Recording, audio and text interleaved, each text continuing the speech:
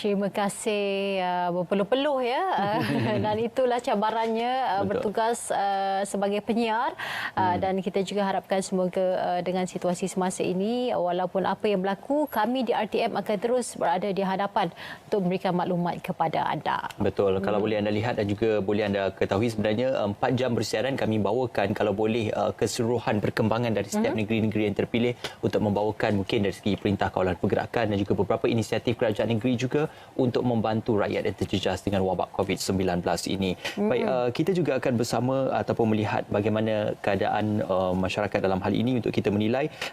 Topik kita seterusnya adalah saya hari ini adalah saya hari esok untuk kita menilai bagaimana masalah keuangan semasa kita kata menangani isu COVID-19 dan juga dalam Perintah Kawalan Pergerakan ini.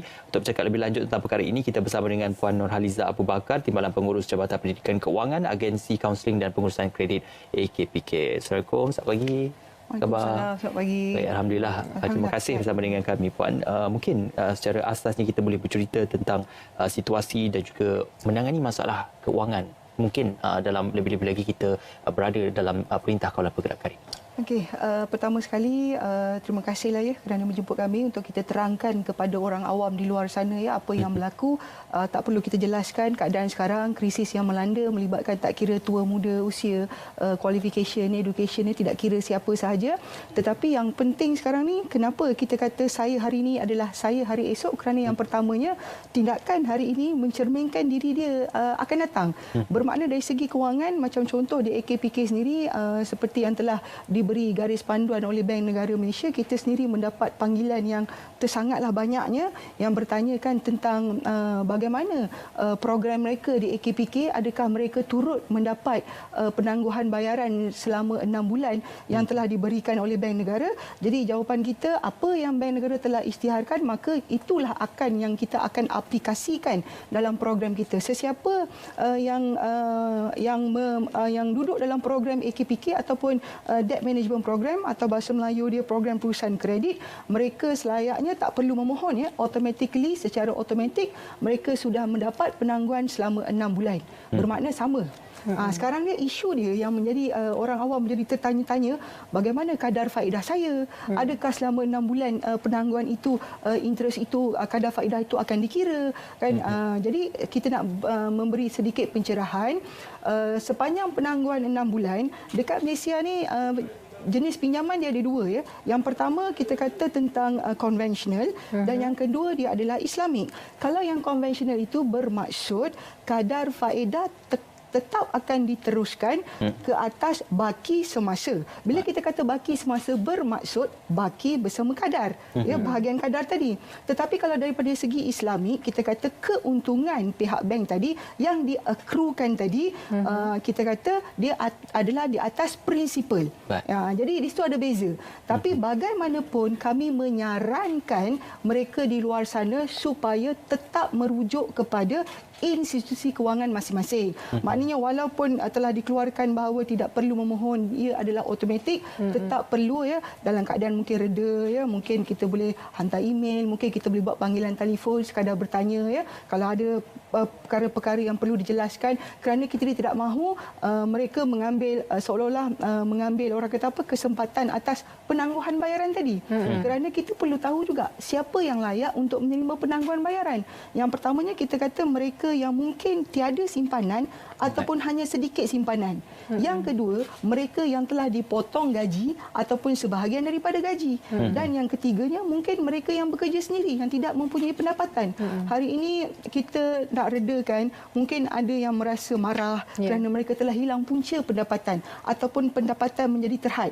Jadi apakah orang kata apa, perkara-perkara ataupun iktibar ataupun apa orang kata apa, isu untuk dia berdepan dengan keadaan dia tidak mempunyai pendapatan. Jadi di sini kita nasihatkan orang di luar sana, yang pertama sekali bersederhana. Jadi ini yang kita kata saya hari ini adalah saya hari esok. Jadi kalau kata kita tidak mengambil pengajaran dan iktibar kewangan kita pada hari ini, bermakna kemungkinan sekiranya berlaku musibah seperti hari ini, bagaimana kita untuk tanganinya pada masa akan datang. Jadi kita kena ambil pengajaran hari ini. Hari ini saya percaya masih ramai yang tidak mempunyai simpanan kerana peratusan telah menjelaskan bahawa rakyat Malaysia yang menyimpan itu sebenarnya tidak ramai. Jadi di sinilah bila telah menjadi musibah, kita minta tolonglah ambil satu pengajaran supaya hikmah di sebalik musibah itu apa yang perlu kita isytiharkan. Mungkin kita kena adakan dana kecemasan, kena bermula hari ini, supaya tidak berlaku lagi. Itu di antaranya lah keadaan-keadaan kewangan yang kita nampak lah. Jenis pinjaman kalau kita lihat dari khidmat yang diberikan oleh AKPK adalah untuk pengurusan kredit dari banyak pihak, agensi dan sebagainya, bukan saja dari institusi kewangan tetapi juga untuk PT-PTN, tekun, pinjaman perniagaan dan sebagainya. Jadi adakah berlaku pembahagian ataupun pengklasifikasian untuk setiap penangguhan ini? Okey, dia begini saya mengambil contohlah sekiranya lah peserta DMP ataupun Debt Management Program itu dia memasuki program kami, dia mempunyai pinjaman dengan beberapa institusi kewangan, mungkin dia ada pinjaman perumahan, mungkin ada pinjaman kenderaan, pada masa yang sama dia turut mempunyai pinjaman pendidikan iaitu PT-PTN, dan mungkin dia juga mempunyai pinjaman tekun tadi tetapi yang dimasukkan dalam program AKPK tadi, apa sahaja program yang termasuk dalam program perusahaan kredit tadi, semua pinjaman tadi akan diberi penangguhan kerana pinjaman tadi telah duduk dalam program kita. Maknanya kesemuanya sekali lah. Jadi sebab itu kita katakan sekiranya ada juga panggilan yang kita terima mengatakan adakah perlu untuk saya mengambil penangguhan ini. Jadi kita dah katakan sekiranya dia merasakan penangguhan ini tidak perlu, maka dia boleh meneruskan bayaran seperti biasa. Tetapi kalau dia merasakan memang satu keperluan dalam keadaan sekarang, kita tidak tahu mungkin hari ini kerajaan mengumumkan sehingga 14 April. Seandainya dia lanjutkan, jadi kita mungkin pendapatan kita dengan yang terhad, dengan perbelanjaan, bila semua isi rumah duduk dalam rumah, ramai netizen mengatakan perbelanjaan isi rumah meningkat. Jadi mungkin kita perlu lakukan sesuatu, maka ini kita kata, orang kata apa, faedah yang telah diberi, maka ambillah. Tetapi kita perlu ada tindakan-tindakan yang lain. Maknanya dengan 6 bulan penangguhan yang diberi, katalah contoh dalam sebulan bayaran ansuran sebanyak RM1,000. Bermakna pada bulan-bulan selama 6 bulan, dia tidak perlu membayar sebanyak RM1,000. Jadi kalau tidak ada pembayaran sebanyak RM1,000, apa yang perlu dilakukan untuk RM1,000 ini? Itu di antara contohlah. Jadi sebab itu kita kata kena harus bijak. Mungkin hari ini perkara yang perlu diutamakan adalah keperluan. Kehendak tu dia kena tangguh dulu. Maknanya tak perlu ada kehendak dalam masa sekarang. Itu untuk bagi mereka yang betul-betul memerlukan lah Tapi seandainya dia rasa tidak perlu, maka tidak perlu mengambil. Terus bayar macam biasa. Okey. Mungkin kalau tadi kita cerita tentang pengurusan itu adalah lebih penting untuk kita menceritakan tentang pengurusan hutang yang baik, maka mungkin kalau kita melihat keperluan dan kehendak tu bergantung pada individu juga, kerana mungkin ada keperluannya itu tinggi dan juga pendapatannya itu juga mungkin dikatakan tidak begitu kita kata memberangsangkan pada waktu ini. Jadi keperluan untuk mengambil hutang itu adalah dirasakan perlu dan juga sesuai. Jadi bagaimana untuk kita menyelaraskan supaya keperluan hutang itu boleh diselaraskan dengan pembayaran balik yang boleh untuk kita bayar dan juga mampu untuk kita bayar walaupun ada beberapa tempoh yang panjang yang dikenakan.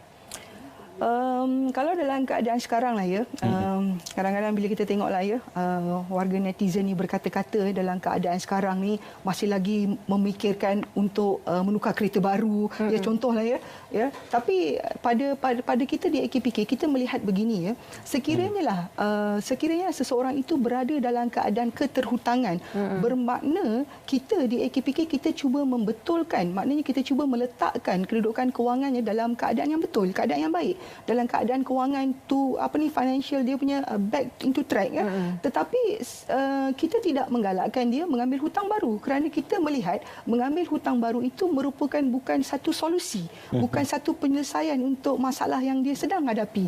Malah mengambil hutang baru itu merupakan orang kata satu masalah baru. Sebab itu pengalaman kami di AKPK rata-rata kita melihat mengambil hutang baru itu bukan satu langkah yang bijak, kerana itu mereka yang menyertai program AKPK ini, yang duduk dalam program kami ini, kita meletakkan satu orang kata kod khas dalam laporan bank negara, laporan kredit SIKRIS, di mana setiap pinjaman itu sedang dijadual oleh AKPK. Kita tidak mengatakan kepada institusi kewangan bahawa jangan beri pinjaman baru, tetapi kod tadi itu meletakkan bahawa kedudukan kewangan sedang diatur balik, sedang disusun semula untuk dia menjadi lebih baik. Jadi kita tidak melihat mengambil pinjaman baru itu merupakan satu langkah bijaklah di sini, terutamanya dalam keadaan orang kata dalam keadaan krisis yang sedang melanda. Ramai lagi di luar sana yang mana B40-nya, yang mana peniaga-peniaganya. Sekarang ni orang awam banyak pula bercakap pasal Makcik Kia, betapa untungnya Makcik Kia. Tetapi kita melihat walaupun dia mempunyai bantuan dan juga penjimatan, maknanya dia masih perlu merancang kewangan, masih perlu untuk buat belanja bulanan, masih perlu buat bajet. Ini yang penting. Itu yang kita tekankan dalam orang kata apa, dalam kita punya isu kewangan semasa isu kewangan isi rumah kita. Kerana kita bukan bercerita tentang 6 bulan itu saja. Ya, betul. Yang penting adalah selepas itu apa akan berlaku, apa tindakan kita, bagaimana. Sebab itu kita minta ramai di luar sana, banyak sebenarnya pembelajaran atas talian di AKPK kita buka kepada orang awam untuk belajar, ya. Banyak artikel yang kita kata sebenarnya apakah hikmah di sebalik musibah, ya. Jadi banyak langkah-langkah kewangan yang boleh kita ambil sebenarnya, ya. Dengan penangguhan 6 bulan itu sebenarnya sangat banyak perkara yang boleh kita rancang, kerana kita tidak tahu apa yang akan berlaku selepas 6 bulan nanti. Betul. Baik, terima kasih Puan atas perkongsian cukup baik itu, dan juga kalau mendapatkan sebarang kita kata maklumat lanjut juga boleh terus saja menghubungi AKPK untuk menguruskan kredit dan juga hutang dan sebagainya. Terima kasih Puan Nurhaliza Abu Bakar, Timbalan Pengurus Jabatan Pendidikan Kewangan, Agensi Kaunseling dan Pengurusan Kredit AKPK.